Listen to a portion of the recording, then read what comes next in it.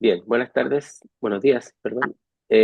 Comenzamos entonces esta semana el segundo o la segunda parte de esta vi- perspectiva en relación al tema hemisférico, o sea, ambas Américas, en este caso los Estados Unidos y América, la llamada América Latina. En la clase anterior hicimos una introducción a la doctrina Monroe, de dónde surge, qué características tiene. Y hoy día vamos a ver el texto que estaba para esta semana, que tiene que ver con la panamericanización de esta doctrina Monroe y el surgimiento del derecho internacional americano en el llamado hemisferio occidental, en el periodo que está puesto ahí de 1898 a 1933. Es después de la Segunda Guerra Mundial, esto va a tener un cambio bien notable. Este es como el inicio de esta idea de lo panamericano y de dónde viene y cómo se vincula con la doctrina Monroe. Eso es el objetivo de esta clase. Ok.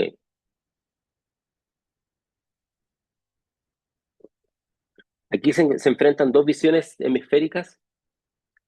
Cuando hablamos de hemisferio, puede ser el hemisferio occidental o estamos hablando de las Américas. Ahí se utilizan como sinónimos, pero en este caso podemos hablar del hemisferio llamado hemisferio occidental, que todavía sigue siendo un factor relevante en la política norteamericana.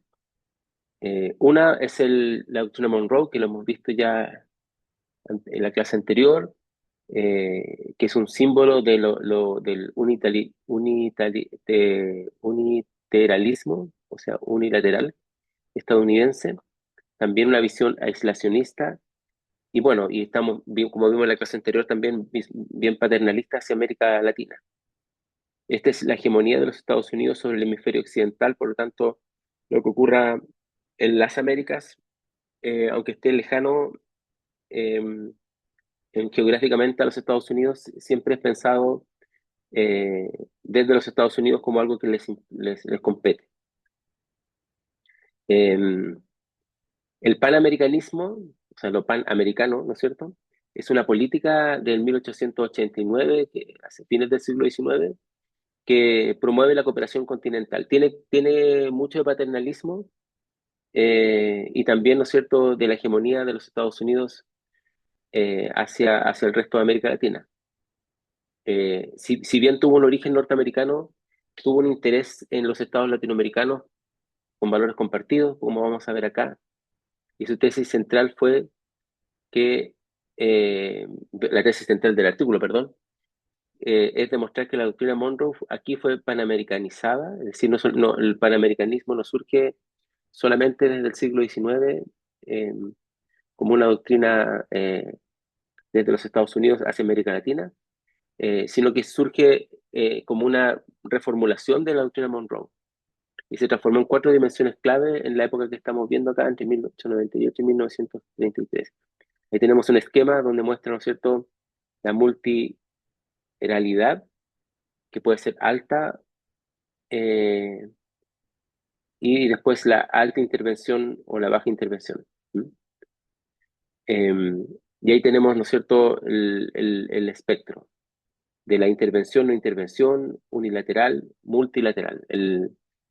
La doctrina de Monroe más bien establece lo multilateral y vamos a ver acá con ciertos intervalos entre baja intervención o alta intervención.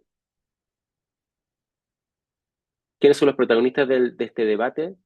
Es un debate jurista, político, intelectual, que combinó la experiencia legal con altos cargos en sus respectivos países, ¿no es cierto? Y vamos a ver acá que aquí compete también a Chile. Por el lado estadounidense están los secretarios de Estado entre 1905 y 1909, Roots, y Hughes, el jurista Brown Scout y el presidente Theodore Roosevelt ya al final del periodo que estamos viendo. Todos fueron presidentes de la Sociedad Americana del Derecho Internacional, eh, son los que van a estar pensando esta noción panamericana. Desde el lado latinoamericano está Alejandro Chávez, de Chile, Luis María Drago, de Argentina, y Baltasar Brum, de Uruguay. Son juristas y estadistas muy activos en el movimiento panamericano y en la promoción del derecho internacional en las Américas. ¿Cuáles fueron las instituciones claves? La Sociedad Americana del Derecho Internacional, ASIL, la dotación Carnegie, Carnegie para la Paz Internacional y el Instituto Americano del Derecho Internacional. Esos fueron los espacios donde se forjaron estas redes hemisféricas, como aparece acá en la presentación. Mm. Entonces, ¿qué es lo que es interesante acá, más allá de los nombres que estamos mirando o de las instituciones clave? Lo interesante es que es una reformulación de la doctrina Monroe, de alguna forma, una operacionalización, eh, pero enfatizando el lado multilateral. La doctrina Monroe tiene un aspecto más bien aislacionista, ¿no? Entonces, por un lado es una reformulación, por otro lado es algo diferente, porque enfatiza esto de lo multilateral. Lo que sí lo mantiene con la doctrina Monroe es la noción de intervención en las Américas y de hegemonía. Eso se mantiene, que viene del siglo XIX, de la doctrina Monroe, pero le agrega el aspecto multilateral, que es lo que el texto de esta semana, que tenemos que leer esta semana, entonces destaca. Entonces, creo que eso es muy relevante de entender porque también permite comprender esta relación entre ambas Américas, a partir de estas perspectivas. ¿Cuáles son las raíces y las tensiones que van a tener esta vinculación, según el texto, entre la doctrina Monroe y el panamericanismo? Eh, la doctrina Monroe es una visión que sintetiza el anticolonialismo y el imperialismo. Por un lado, limita el imperialismo europeo y de eso se trató, ¿no es cierto?, de impedir que nuevos países, nuevas potencias europeas volvieran a tener colonias en las Américas, pero al mismo tiempo sirvió como principio expansionista de la famosa doctrina del destino manifiesto de los Estados Unidos. Entonces, ¿tiene un componente antiimperial, anticolonial, perdón? Sí, tiene un componente anticolonial para evitar que Francia, Austria o Inglaterra, y bueno, España, con la guerra contra España también lo vimos en la clase anterior, tuviera un, un componente, digamos, de intervención europea en América, lo tiene. Pero también sirvió de expansionismo hacia los propios Estados Unidos. ¿Y hay una pregunta, sí? Sí, eh, esta doctrina, como usted bien menciona, surge como respuesta anticolonial y bueno, imperialista para los intereses de las potencias europeas, pero de verdad, o sea, pregunto yo, ¿tenían intenciones de regresar de nuevo en este caso a Inglaterra, no sé, España, de, de- de regresar y tener influencia de nuevo en el continente o simplemente es un temor así que tienen los estadounidenses cuando hacen esta doctrina? O sea, sí, yo soy de la idea de que sí había un interés de volver o de retomar algunas colonias, que de hecho no la habían perdido, porque Francia mantiene territorio, después se lo vende a Estados Unidos en América, Ujú. eh, y lo que hoy día es Canadá, y mantiene territorio hasta hoy día en islas caribeñas, o sea, que pertenecen a Francia. Inglaterra mantuvo la Guyana hasta un buen tiempo, que es vecina a Venezuela, y, y bueno, y los Países Bajos hasta hoy día mantienen territorios caribeños, digamos, o en ese sector americano. Y yo creo que sí había un interés porque de hecho Francia y Austria trataron de entrar en México, por ejemplo. ¿Mm? Ah, ok. Trataron de construir un imperio, y esto sí se puede observar. Lo que pasa es que uno pone la mirada siempre en el periodo que estamos mirando, el siglo XIX, y el interés que tenía Europa sobre África, que era como su lugar de proyección más directa, sobre los intereses de tipo económico que tenía sobre África, ¿no? Mm. De lo que yo puedo ver es que, sinceramente, no creo que Estados Unidos le molestase tanto que Europa regresara acá a América, sino a ciertos países que en este caso, entrar en conflicto con los intereses de los norteamericanos. Sí, sí, claro, cuando entran en conflicto con los intereses, pero también por una visión hegemónica de Estados Unidos, Ah, que se va a constituir como, como que quiere, que es un poder imperial que está naciendo. ok, Entonces, como un poder imperial en ciernes, le interesa tener un espacio propio. ok, Y ese espacio es el llamado espacio occidental. súper. Eh, Es- vamos, va a ser, ya. Ok, entonces, eh, ¿qué es, qué fue lo que ocurrió entonces? América Latina, frente a esto, mantuvo una actitud ambivalente. Por un lado, fue un apoyo, porque fue un instrumento contra el colonialismo español. Entonces, la guerra contra España de Estados Unidos, claro, eso fue interpretada como, como un apoyo de los Estados Unidos a las propias independencias de los países latinoamericanos, pero al mismo tiempo fue un rechazo, como lo habíamos visto desde el principio también, fue visto con desconfianza esta doctrina a medida que Estados Unidos iba expandiendo su hegemonía. Recordemos que la hegemonía de Estados Unidos en la práctica se construyó después de la guerra civil, de la guerra civil o la guerra de secesión, que fue un momento de desarrollo tecnológico enorme para el sector armamentista norteamericano. Eh, y sobre todo esto va a verse enfatizado por, evidentemente en el siglo XX con la Primera y la Segunda Guerra Mundial, pero desde en el siglo XIX se veía intelectualmente esta idea de expansión hegemónica de los Estados Unidos, aunque no hubiese, no hubiese sido llevado a la práctica en un inicio. Eso es interesante de ver porque siempre funciona así. Primero tiene que estar la idea, o no sé si es primero o segundo, pero la idea es muy importante, la noción, en este caso como esta doctrina Monroe, que la hegemonía de los Estados Unidos, y después el poder militar que lo puede llevar a cabo. El latinoamericanismo fue una respuesta, el latinoamericanismo existe de bien temprano, ¿no es cierto? Desde el Congreso de Panamá de Bolívar de 1826 hasta conferencias continentales en diferentes países, ¿no es cierto? Eh, a fines del siglo XIX, América Latina buscó formar una integración regional como un contrapeso al ascenso estadounidense. Esto no tuvo muchos resultados, pero yo creo que hasta hoy día, ya, ahora ya se ve con más dificultad, pero hay una idea de que la integración latinoamericana puede enfrentar el poder eh, y la hegemonía de los Estados Unidos. Bueno, quizá el escenario ahora es muy diferente.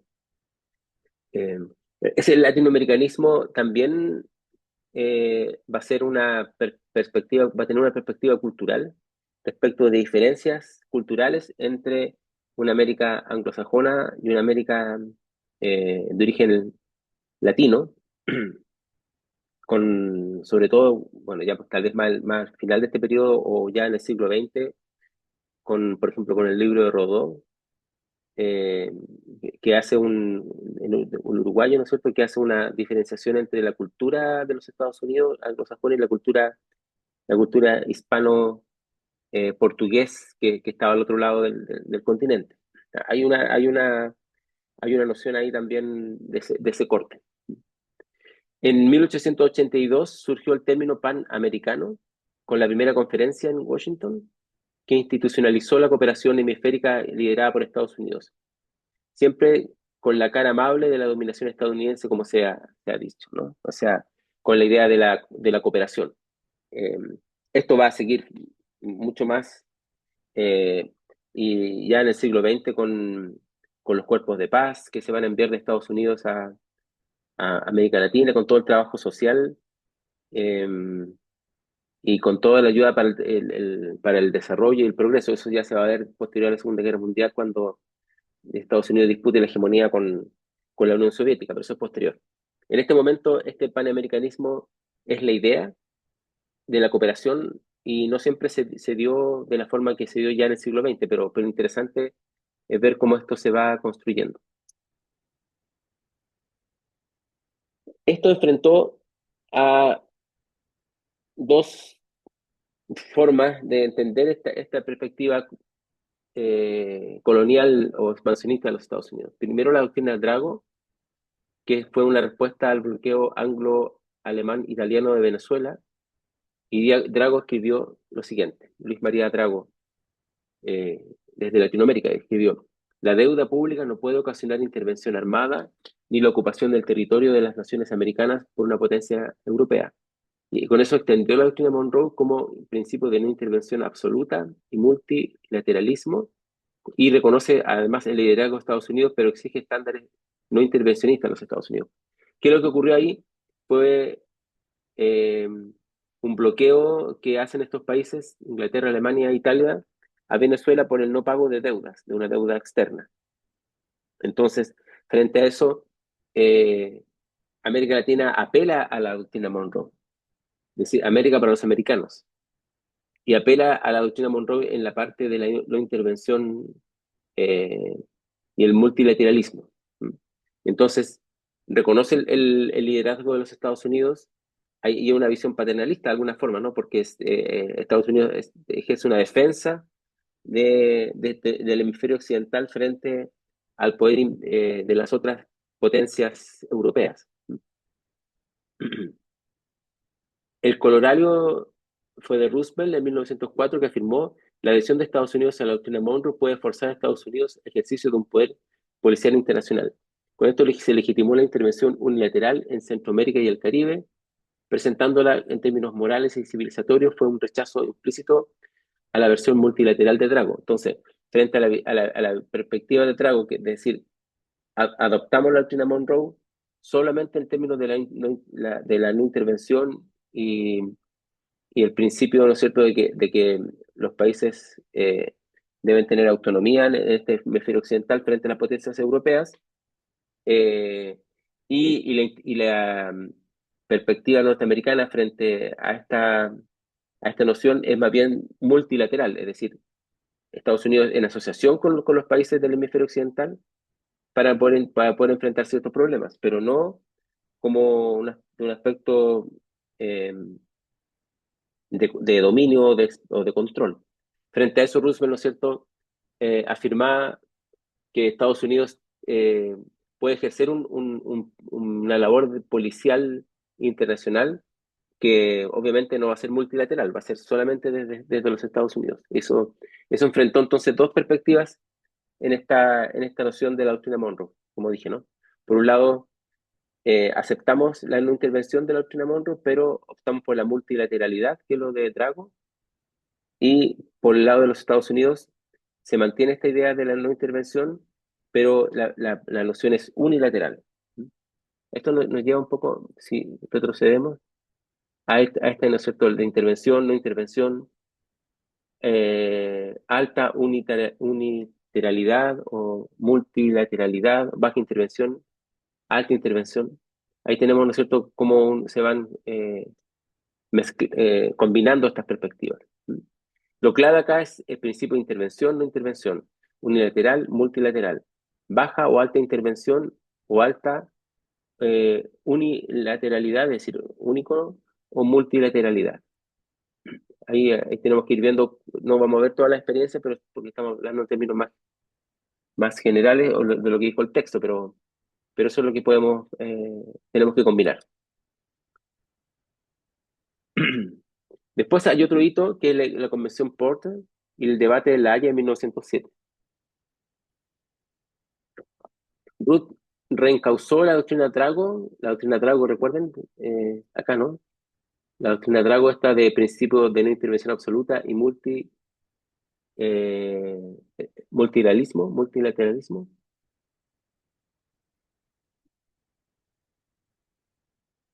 Y entonces, este principio se llevó a la segunda conferencia de la paz de La Haya, aunque Estados Unidos no la apoyó en su totalidad. Es interesante ver, ¿no es cierto?, qué es lo que se discutió. La posición de Roosevelt de Estados Unidos era instruir que el uso de la fuerza para cobrar deuda no es permisible hasta después de que el reclamo haya sido arbitrado. Rechaza así entonces la no intervención absoluta de Drago.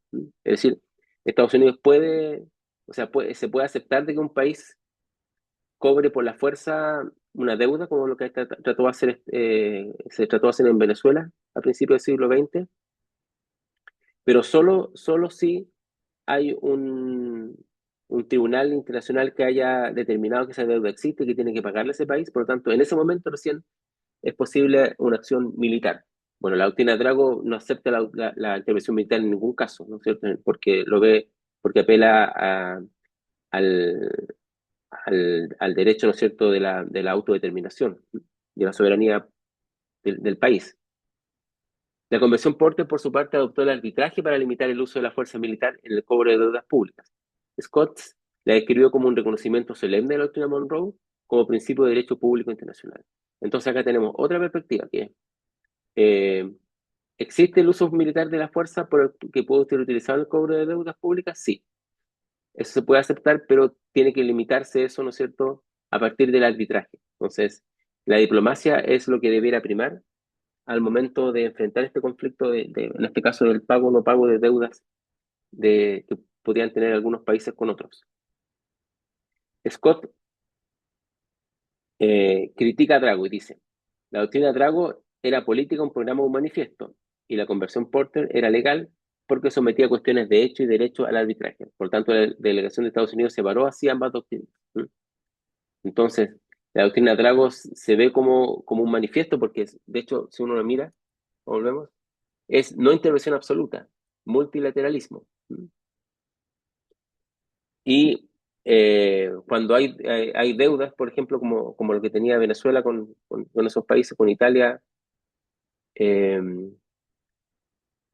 Inglaterra y Alemania, entonces los países no podían tomar la decisión unilateral de llegar con las armas y obligar a los países a pagar la deuda, ¿m? Porque hay un principio de no intervención absoluta.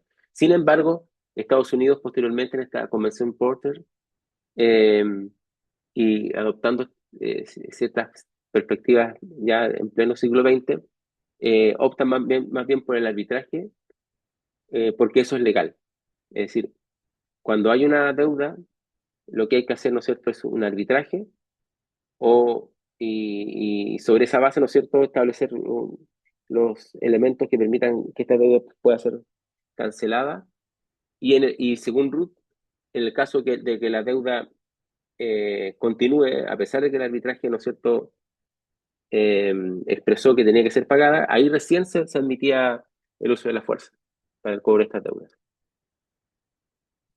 Veamos otro caso que es, eh, que se da acá en Chile, ¿no es cierto?, que es de Alejandro Álvarez, que es un jurista chileno y fundador de la AIIL, que distinguió la tradición jurídica europea basada en la solidaridad monárquica y la intervención de un derecho internacional americano, que va a ser fundado, según él, en otros aspectos, en la solidaridad, la no intervención y la independencia estatal. Entonces, lo que se trata de construir es una visión hemisférica que va a ser va a tener una diferencia a la tradición jurídica de los Estados Unidos, perdón, de Europa. ¿Mm? Eh, que está basada en la monarquía solidaria entre sí y el principio de intervenciones, de cuando ellos necesitan, intervienen. Versus eso, ¿no es cierto?, se postula un derecho internacional que va a ser americano, que está basado en la solidaridad, pero no monárquica, sino que entre los países, países que son, digamos, tienen autonomía, son soberanos. El principio de no intervención, es decir, que no tiene que haber ninguna posibilidad de intervención de las potencias europeas en otros países por distintos motivos, y la independencia del Estado, digamos, frente a estas perspectivas. En la doctrina Monroe, entonces, fue el fundamento, pero está reformulada. Álvarez afirma, ninguno de los dos continentes puede inmiscuirse en los asuntos del otro, y en esto toda América está unida. Por lo tanto, concluyó que la doctrina era la expresión de la voluntad de América. O sea, él va a ver América como de un aspecto mucho más amplio que el que solo los Estados Unidos. Junto con Scott, fundó el Instituto Americano de Derecho Internacional, que reunió a los principales juristas del continente y codificó el derecho internacional americano. O sea, no solamente fue una idea doctrinaria, sino que a partir de esas reuniones y de esas instituciones fue fue llevada a la práctica. Tenemos la otra visión que el texto destaca, la visión de Wilson, Bloom y la Liga Americana de Naciones. Esto ya estamos en pleno siglo XX, ya no hemos salido de la doctrina Monroe clásica del siglo XIX y estamos entrando, ¿no es cierto?, en cómo esto se va a ir transformando en los primeros 30 años del siglo XX, ¿no es cierto? Ya tenemos el factor de la Primera Guerra Mundial acá también que va a establecer un poderío de los Estados Unidos ya mucho más allá del hemisferio occidental. Eh, Wilson propuso un pacto con los países del ABC para ejercer un poder policial internacional, multilateral. Entonces, esto es un poco tomando la doctrina de Drago, ¿no es cierto?, apoyar el multilateralismo. Y este proyecto fracasó por la falta de apoyo. El ABC es Argentina, Brasil y Chile. Se llama el ABC de América Latina, que eran considerados, ¿no es cierto?, los países más relevantes en términos de su peso hegemónico también sobre el continente. Después, en 1920, surge la Liga Americana. El presidente uruguayo Baltasar Brum propuso transformar esta doctrina Monroe en una alianza defensiva entre todos los países americanos fundada en un elevado sentimiento de solidaridad, con obligaciones y ventajas recíprocas para todos. Esta es una perspectiva que es bien interesante porque eh, asume que que no debe ser solo un poder policíaco unilateral de los Estados Unidos para, comillas, defender el hemisferio occidental, sino debe ser más bien multilateral, donde es una alianza defensiva entre los países americanos que se defienden entre sí. Esto igual en la práctica se hace hasta hoy día, ¿no? Respecto cuando Estados Unidos tiene bases militares o cuando se hacen ejercicios en conjunto, ¿no? Pues se pueden ver bases militares de los Estados Unidos en América Latina y trabajo en conjunto entre los ejércitos. Pero esto va más allá porque esto es una alianza defensiva con tipo OTAN, pero que sea entre América. Después en la Liga de las Naciones, que surge, se da en los años 1917 y 19, Wilson propuso la doctrina Monroe como doctrina para el mundo. Si ya estamos saliendo del espacio del hemisferio occidental o de las Américas. El artículo 21 del Pacto de la Liga la reconoció como el entendimiento regional, aunque Estados Unidos nunca se unió a la organización. Aún así, ¿no es cierto? Eh, Hay una perspectiva ya, se dan cuenta, ¿no es cierto? El contexto de la Primera Guerra Mundial cambió la perspectiva de Estados Unidos y su visión aislacionista. Y finalmente la sexta conferencia panamericana, que es otro hito que el texto destaca, donde Hughes justificó el intervencionismo de Estados Unidos como principio de derecho internacional. Luego, la tensión entre unilateralismo y multilateralismo persistió, pero las bases del cambio ya estaban sentadas. Por lo tanto, sea unilateral o multilateral, que el conflicto que enfrenta a los americanos latinos de Latinoamérica con los Estados Unidos, ¿o no? Lo que se mantiene es ese principio de intervencionismo de los Estados Unidos, que ya no va a ser un aspecto que tiene que ver solamente con su doctrina y su visión imperial, sino que se va a asumir como un principio de derecho internacional, o sea, como si Estados Unidos tuviera el, la autorización legal para intervenir, dado su poderío o su perspectiva hegemónica cada vez más global. El otro camino que va a darse, que el texto también destaca frente a esta idea de lo multilateral, unilateral y la doctrina Monroe, es el principio de no intervención. Eso ya como vemos, de la doctrina Drago ya se había pensado desde fines del siglo XIX y principios del XX, pero esto va a reforzarse, ¿no es cierto? Eh, Posteriormente, todo esto antes de de la Segunda Guerra Mundial. Entonces, la doctrina Monroe va a cambiar de un principio multilateral de no intervención eh, que va a ser, eh, que va a ser lento y disputado, pero va a continuar. Primero, Ruth y la verdadera doctrina de Monroe en 1914. Ruth definió la doctrina como unilateral y de autodefensa. Dice, no puede mutarse en una declaración conjunta o común de los Estados americanos. Resistió su extensión hemisférica, pero promovió el panamericanismo y el derecho internacional americano de forma simultánea. Por lo tanto, es la doctrina unilateral y es de autodefensa. Eh, Tiene la perspectiva de la extensión hemisférica a los Estados Unidos, pero al mismo tiempo promueve lo panamericano y el derecho internacional que, que le otorgaría a Estados Unidos la posibilidad de intervenir. Después viene en 1930 el memorándum Clark, que repudió el Colorado Roosevelt que habíamos visto antes y reencuadró la doctrina como un asunto entre Estados Unidos y Europa. O sea, no es entre Estados Unidos versus América Latina. Eh, no condenó las intervenciones, pero abrió camino hacia un cambio. Entonces ya Estados Unidos ya tiene una perspectiva mucho más allá del hemisferio occidental y se está articulando también con su influencia en Europa occidental. Esto antes de que se creen los dos grandes bloques posteriores a la Segunda Guerra Mundial. La séptima conferencia panamericana del año 33 y la conferencia interamericana para el mantenimiento de la paz del 36 declararon finalmente prohibidas las intervenciones en las Américas. Se institucionalizó la doctrina como principio multilateral de no intervención. Es decir, primó, si nos vamos al inicio de la clase, primó la principio multilateral con baja intervención. Estaríamos como en este campo que está acá abajo, ¿no es cierto? Hacia la derecha. Se dan cuenta que hemos estado viendo todo este rato alta intervención, baja intervención, multilateral, no intervención, unilateral, etcétera. Sí, hay una pregunta. Sí, profesor. ¿La CEPAL caería dentro de la categoría de un panamericanismo o sería otra, o estaría dentro de otro concepto? Esto podría estar dentro de otro concepto, pero también podría ser, estaría con el concepto multilateral Ah, ok. y de las Américas, pero, porque también la CEPAL pertenece a una institución. Pero más, que nada con el propósito en Sí, sí. el propósito, si lo pudiéramos poner acá, sería multilateral y de baja intervención. ¿Mm? Ya. Ok. Ok.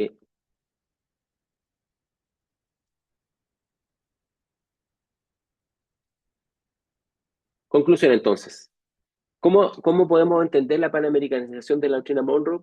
Primero, ¿no es cierto?, porque es una reinterpretación según los acontecimientos que se van dando, ¿no es cierto?, en el mundo.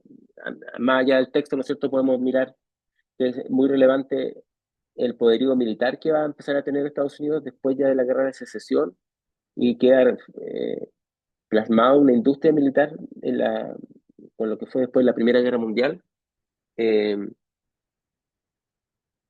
el interés de los países latinoamericanos de establecer alianzas y lo que tú decías, ¿no es cierto?, también de la CEPAL, de alguna forma expresa eso, pero posteriormente, ¿no? Es también un factor bien relevante.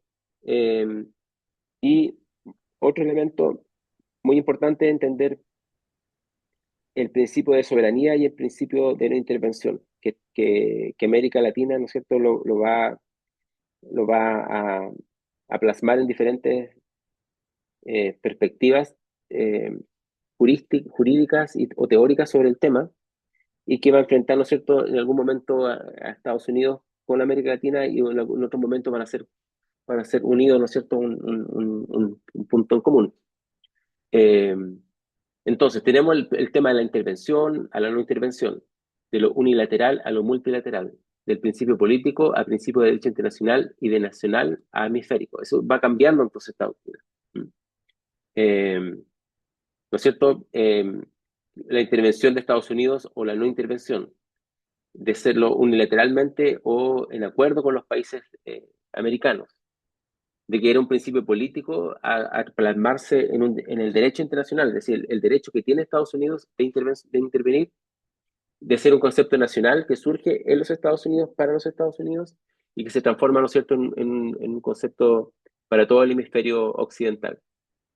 Eh, la doctrina fue panamericanizada, y esa es la tesis de este texto, antes de ser propuesta como principio global, es decir, antes de la globalización viene este principio que es global en el fondo. Por Wilson en 1907, Drago, Álvarez y Brun fueron pioneros de este proceso desde América del Sur, ¿no es cierto? Uno en Uruguay y otro en Chile, ¿cierto? En Venezuela.